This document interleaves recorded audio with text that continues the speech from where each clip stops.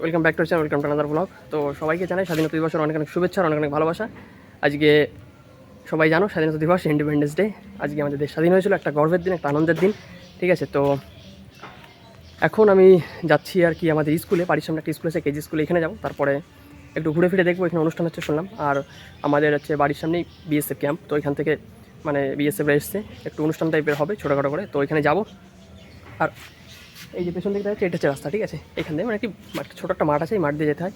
তো এইখানে যাবো, যাওয়ার পরে কী কী হচ্ছে কী না হচ্ছে তোমাদের দেখাবো। ঠিক আছে, তো দেখতে থাকো। আর সবাইকে একটাই কথা বলার, যে আমাদের যে ফ্ল্যাগ, ইন্ডিয়ান ফ্ল্যাগ পতাকা, যারা কিনছো স্কুলে নিয়ে যাচ্ছ ভালো কথা, কিন্তু দয়া করে কেউ রাস্তায় সেটা ফেলে দিও না। ঠিক আছে অন্তত, কারণ এটা একদমই ভালো দেখায় না, কারণ আমাদের দেশের পতাকা আমাদের গর্ব। ঠিক আছে, তো এইটুকুই বলার আছে, আর বেশি কথা না বলে চলো যাওয়া যাক। ঠিক আছে,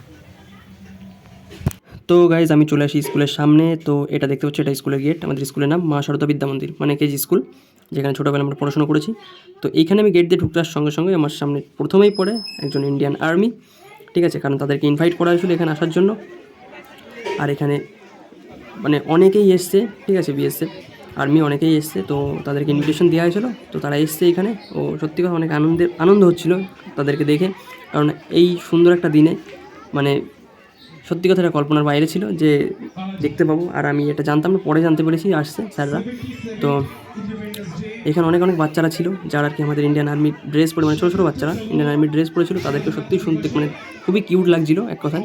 আর এখানে অনেক অভিভাবকরা ছিল, গার্জেনরা ছিল, অনেক ছেলেমেয়েরা ছিল। তো মোটামুটি একটা সব কিছু মিলিয়ে একটা আনন্দের একটা বিষয় ছিল। আরও তারপরে কথা 15ই আগস্ট বলে কথা, মানে সত্যি বলার কোনো ভাষা নেই। ঠিক আছে, যেটুকু বলবো সেটুকুই কম পড়বে। এবার তো এটা হচ্ছে বরণ করার আগের মুহূর্ত। ঠিক আছে, আমাদের সমস্ত ম্যামরা আর কি, স্কুলে যত ম্যামরা ছিল তারা স্যারদেরকে বরণ করার জন্য সব কিছু তৈরি করছিল।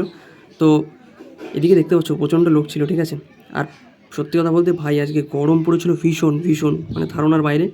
তো সমস্ত ম্যামরা চলে আসে আমাদের ইন্ডিয়ান আর্মিদের বরণ করার জন্য, আর এখানেই সেই প্রক্রিয়াও শুরু হয়ে যায়। ঠিক আছে, তারপরে আমাদের কিছু অনুষ্ঠান আছে, তো একে একে সকলকে বরণ করে নিচ্ছে। আর এর মধ্যে একটা বিষয় হয়ে যায় কি, আমি পরে আমার একটা ভয়েস ওভার করতে হয়েছে, কারণ মানে ওখানে গান চলছিল। ঠিক আছে, এবার সেই গানটা যদি চলে তাহলে ভিডিওতে কপিরাইট চলে আসবে, সেটা সবাই জানো। তো এই কারণে আমার পরে আর কি ভয়েস ওভার করতে হয়।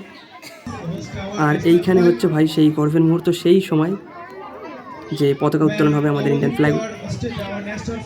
जनगण मन अधिनायक जय हे भारत भाग्य विधाता पंजाब सिंध गुजरात मराठा द्राविड उत्कल बंगा विंध्य हिमाचल यमुना गंगा उच्चल जलधि तरंगा तव शुभ नामे जागे तव शुभ आशीष मांगे गाहे तव जय गाथा जन गण मंगलदायक जय हे भारत भाग्य विधाता जय हे जय हे जय हे जय जय जय जय हे